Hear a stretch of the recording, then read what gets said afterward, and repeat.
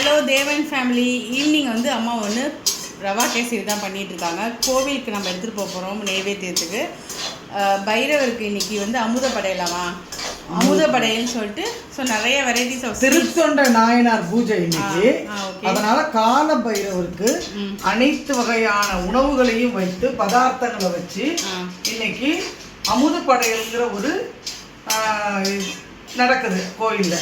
அதனால அதுக்கு நம்ம என்ன பண்ணியிருக்கோம்னா ரவா கேசரி பண்ணி எடுத்துகிட்டு போகலான்ட்டு ரவா 2 டம்ளர் எடுத்து ஃபுல்லாக நான் நல்லா வறுத்துக்கிறேன். இந்த டம்ளரால் அம்மா 2 கிளாஸ் எடுத்துருக்காங்க. ஓகே. ஆமாம், நெய் விட்டு நல்லா வறுத்துக்கணும். நல்லா நெய் விட்டு வறுத்துக்க போகிறாங்க. கேசரி பண்ணும்போது நல்லா நெய் போட்டு. ஆமாம், இதெல்லாம் எடுத்துட்டோம். முந்திரி பருப்பெல்லாம் முன்னாடியே போட்டுருந்தோம்.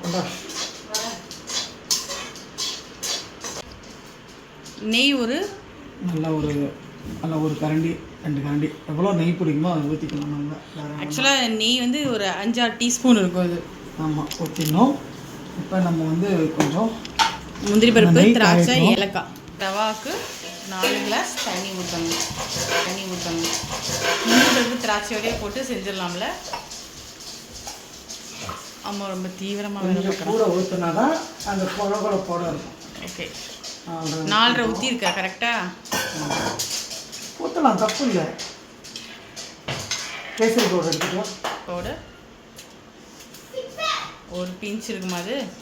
ஆமாம், ஒரு பிஞ்ச் கேசரி பவுடர். அப்புறம் சாஃப்ரான் ஒரு 2.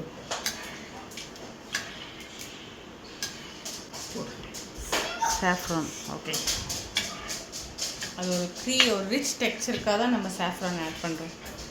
ஓகே, இது நல்லா கொதிச்சோன்னே ரவா போட்டுரு, அவ்வளோதானே.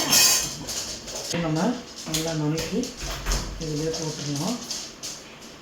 உப்பு போடணும். ஓகே, இப்போ நம்ம வந்து ரவா போட வேண்டியது தான். சீக்கிரம் வெந்துருச்சுல உடனே.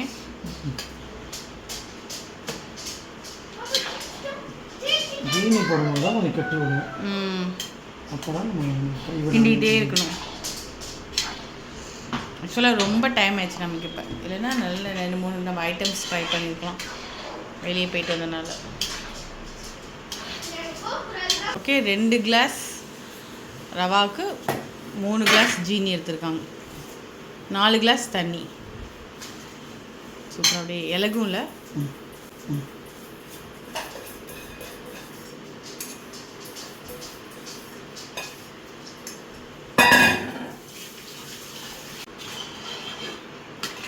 அதுலேயே முந்திரி பருப்பு திராட்சை போட்டுட்டனால போதும்னு நினைக்கிறேன்ல. திரும்பி மேற்கொண்டு வேண்டாம்.